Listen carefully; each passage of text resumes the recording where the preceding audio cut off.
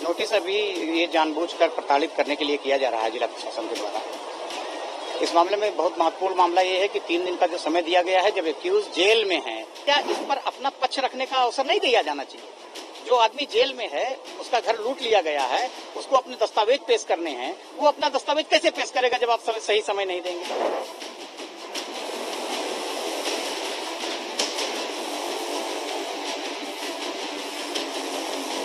बहराइच के महाराजगंज इलाके में पीडब्ल्यूडी द्वारा लगाए गए नोटिस से इलाके में दहशत है।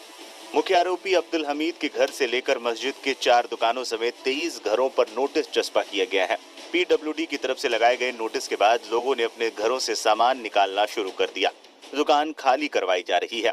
बवाल प्रभावित महाराजगंज में नोटिस चस्पा के दूसरे दिन शनिवार को सुबह से ही लोग सामानों को समेटने लगे।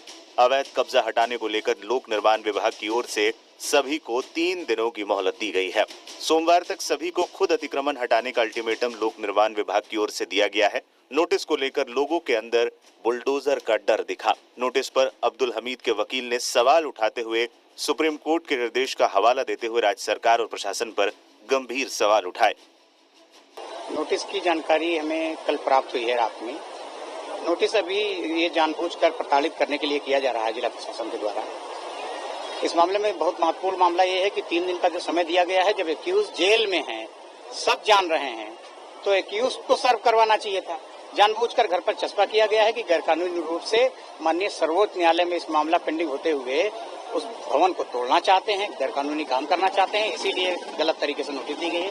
नोटिस जब तक एक्यूज को मिलेगी नहीं, जेल में उनसे मिलने का अवसर नहीं दिया जाएगा, जेल में उनको अपना पक्ष रखने का अवसर नहीं दिया जाएगा, तब तक इस मामले में जो कार्रवाई की जा रही है बिल्कुल स्पष्ट कर रही है कि प्रताड़ित करने के लिए किया जा रहा है। देखिए, जिला प्रशासन कह रहा है कि जो रोड एनफोर्समेंट है उसके तहत जो पीडब्ल्यूडी विभाग है उसने नोटिस दिया। पहले भी इस बारे में यहाँ पर चर्चा की जाती है। लेकिन ये रोड एनफोर्समेंट की जो नॉर्मल कार्रवाई होती है वो कार्रवाई आप समझिए, मीडिया बंधु, आप समझिए कि सिर्फ 23 आदमी के खिलाफ क्यों?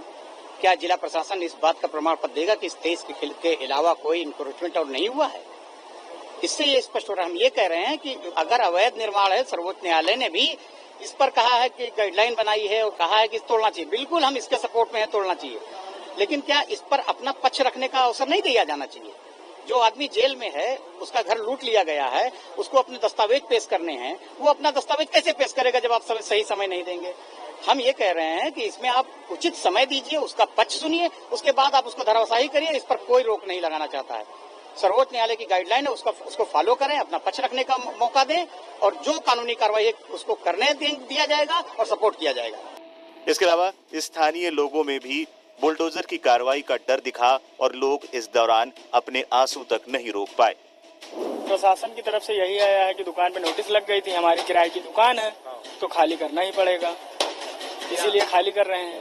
क्या कहा मकान मालिक को? क्या बोला? मकान मालिक ने बोला कि दुकान खाली कर लीजिए, जो होगा बाद में देखा जाएगा, बाद में अगर दुकान बचेगी तो फिर रख लेना। इसीलिए हम लोग दुकान खाली कर रहे हैं, घर पे ले जा रहे हैं सामान। इलेक्ट्रॉनिक की दुकान थी हमारी। दिक्कत हो रही है? दिक्कत तो होती ही अचानक, फिर क्या करें? तो लगता है कि बुलडोजर लग तो रहा है, सिचुएशन यही कह रही है क्या लगता है कि बुलडोजर चलेगा। अच्छा, इंटरनेट यहाँ पर नेट चल रहा है? नेट तो फिलहाल चल रहा है लेकिन ज्यादा अच्छा नहीं चल रहा है। सर, हमारी यहाँ पे बेकरी की दुकान थी, हम केक बनाते हैं यहाँ पे, तो वही हमारी वैसे दूसरी ब्रांच भगवानपुर में है, सेकंड ब्रांच थी हमारी। अब यहाँ से इसको हम वापस भगवानपुर ले जा रहे हैं। दुकान जी। तो क्या कहा मकान मालिक ने? मकान मालिक ने कहा था शाम को सर कि यहाँ पे नोटिस लग गई, आप अपने बचाव के लिए अपना सामान यहाँ से ले जाइए, नहीं तो सामान टूट जाएगा, नुकसान होगा आपका, इसलिए सर दुकान खाली करने के लिए। बहुत दिक्कत हो रही है सर, हमारा काफी नुकसान है। लगभग 4 से 5 लाख रुपए हमने यहाँ पे लगवाए थे इन्वेस्ट। अभी 2 महीने हुए सर, इतना कमाया नहीं जितना हमारा नुकसान हो गया। जी, बहुत दुख है सर।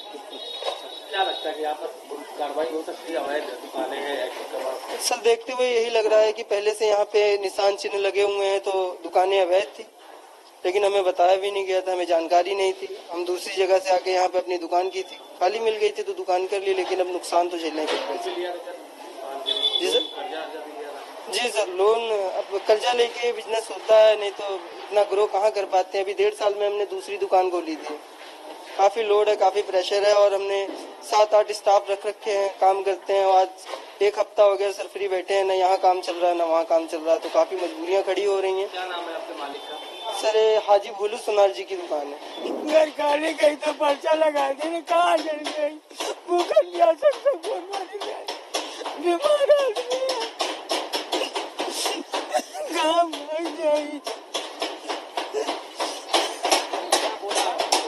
हम ना जाने तो सब भाग गई, रान बात करे डर के मारा बहुत हुआ खेले जीती पर यहाँ मिल पता हमरा ही था लड़के बहुत रोना कि यहाँ से भाग चला तो उधर भाग गई रान कहाँ चली जा भूखी भी सबको यार। मंगलवार के बाद विभागीय बुलडोजर चला देने की चेतावनी दी गई है। इस दौरान आने वाले खर्च की भरपाई भी अतिक्रमणकारियों से ही वसूलने के लिए कहा गया है, जिसके बाद महाराजगंज में हड़कंप की स्थिति बन गई। सुबह से ही लोग सामानों को बाहर निकालकर सुरक्षित जगहों पर ले जा रहे हैं। दुकानों और मकानों के आगे बने टीन शेड को भी हटाया जा रहा है। लोक निर्माण विभाग के जेई पंकज सिंह ने बताया है कि पिछले साल भी नोटिस जारी किया गया था, बावजूद अतिक्रमण हटाने को लेकर लोग गंभीर नहीं हो रहे थे, लिहाजा सख्ती से निपटने को लेकर ये कदम उठाया गया है। हालांकि पूरे मामले को बहराइच हिंसा से जोड़कर देखा जा रहा है और स्थानीय लोग आरोप लगा रहे हैं कि हिंसा के बाद ही ये बुलडोजर की कार्रवाई की जा रही है।